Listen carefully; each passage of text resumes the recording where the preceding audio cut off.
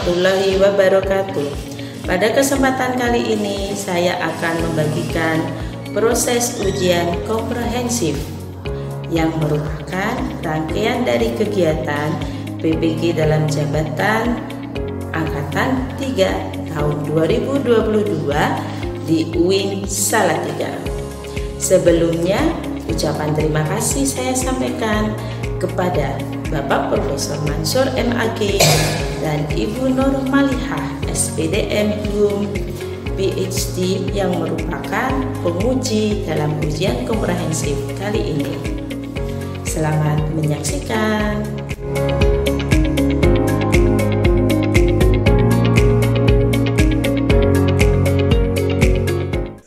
Assalamualaikum warahmatullahi wabarakatuh.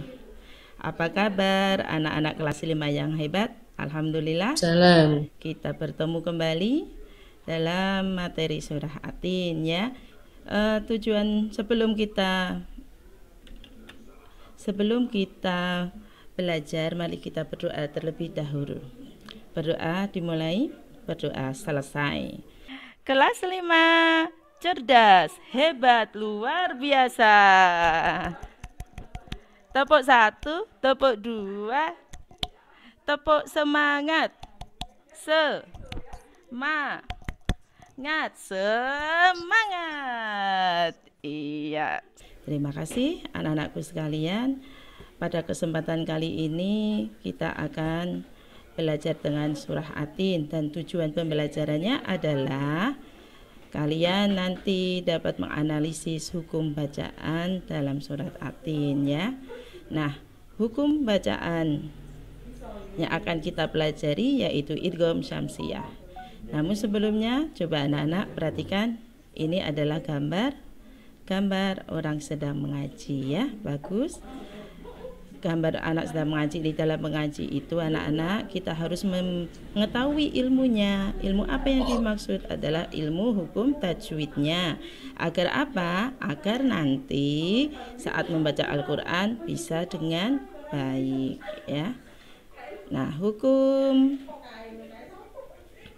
idgham syamsiyah. Idgham syamsiyah itu apa? Nah, ini anak-anak. Apabila ada alif lam bertemu dengan huruf 14 ini, maka dibaca idgham syamsiyah. Alif lamnya tidak terbaca. Nah, contohnya pada lafal watini wazzaitun gitu ya. Kenapa dibaca idgham syamsiyah? Karena ada alif lam bertemu dengan huruf ta. Nah, huruf ta ini termasuk huruf idgham syamsiyah. Yang kedua ada alif lam bertemu huruf zai. Huruf zai ini termasuk juga huruf idgham syamsiyah. Oke, nanti anak-anak kalian akan dibagi menjadi 3 kelompok. Kemudian kalian berdiskusi. Yang didiskusikan adalah ini, menganalisis hukum tajwid yang ada di lafal surat Atin berikut ini ya. Jadi ada lafal 1, 2, 3, 4, 5, 6. Nanti dianalisis mana yang masuk di idgham syamsiyah dan mana yang bukan. Oke.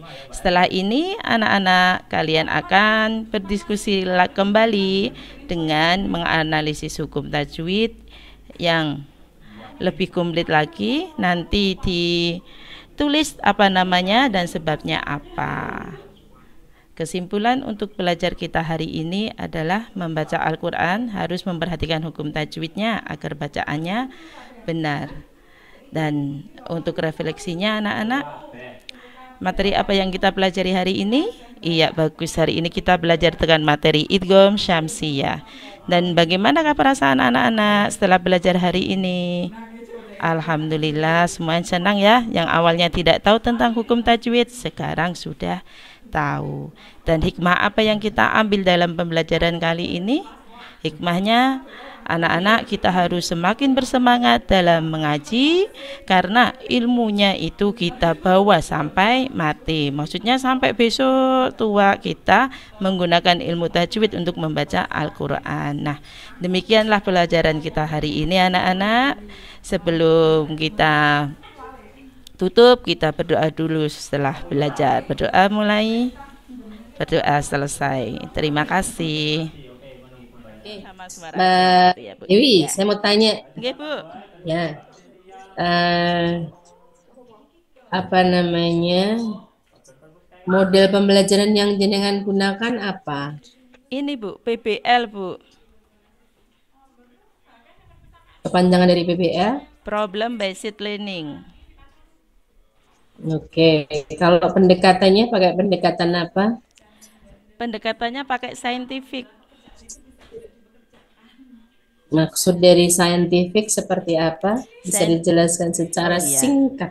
scientific itu pendekatan pembelajaran yang melalui proses-proses ilmiah diawali dengan mengamati, kemudian setelah siswa mengamati, siswa bertanya, gitu ya Bu. Setelah bertanya nanti bisa berdiskusi, melakukan, menalar, mengasosiasi gitu Bu. Dan mengkomunikasikan serta mempresentasikan.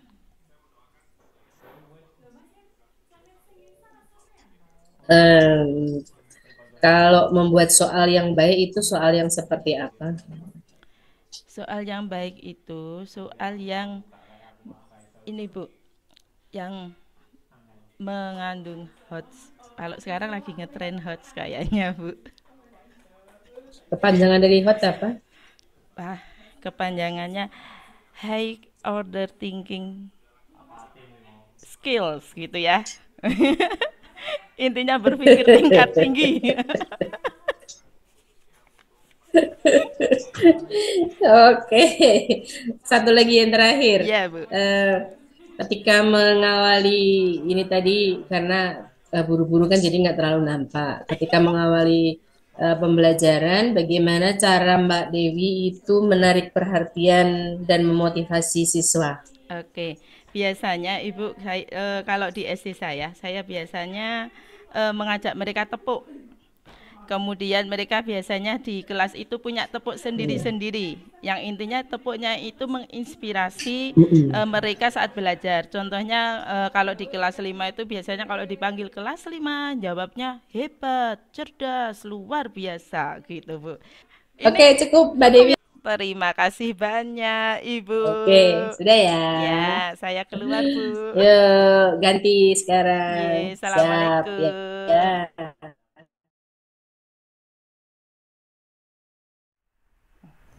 Assalamualaikum, Pak Ya, Mansur. udah direkod ya, Eh, ya, bentar. Ya, Pak, rekod sudah. dulu. Sudah, Ya, sudah, baik, sudah. dimulai Ya. bisa. Ya. Sekarang baca Al-Quran. Tadi kami ngajar sudah. Ya. Sekarang dibuka ya Ya, Pak. Al-Quran. Ya ini juz 29. 29. Nggih. Hmm.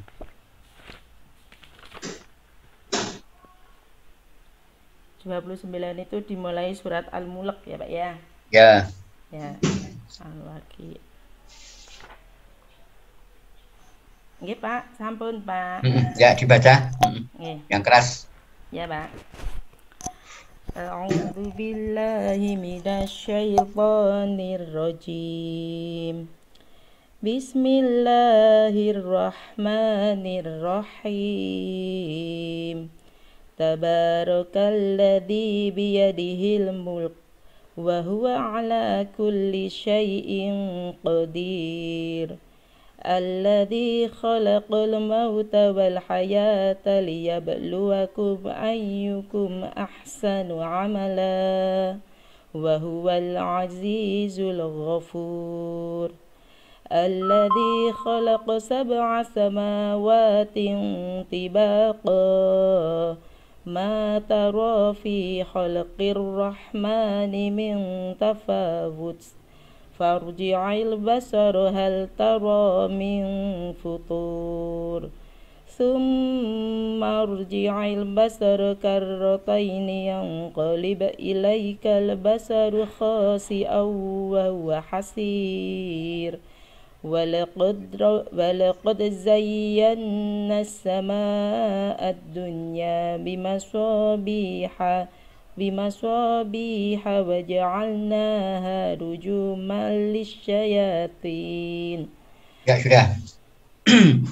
Ya baik, ditulis yang pertama, ayat pertama. Ayat pertama ditulis, nggih, Pak.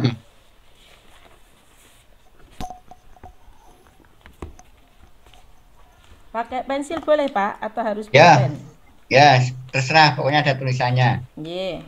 Oke, pulpen boleh, pensil boleh.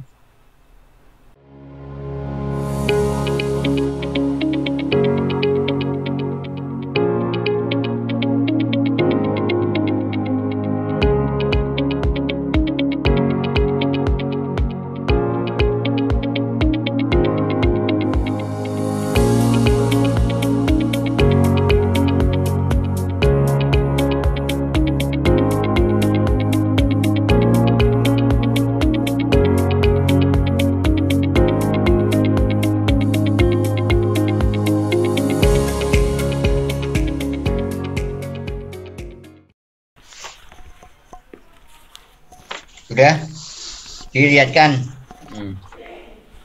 Ya, sudah oke, dibaca sekarang. Bismillahirrahmanirrahim. Tabarakalladzi biyadihil mulku wa huwa ala kulli syai'in qadir. Nggak baca kok, nggak dibaca apa-apa. Ya, di rumah sudah agak hafal, Pak, walaupun belum 30 ayat begitu. Sudah, saya kira cukup. Dipanggilkan Evi Wijayanti. Oh, nggih, Bapak. Terima kasih, Bapak. Saya matikan dulu.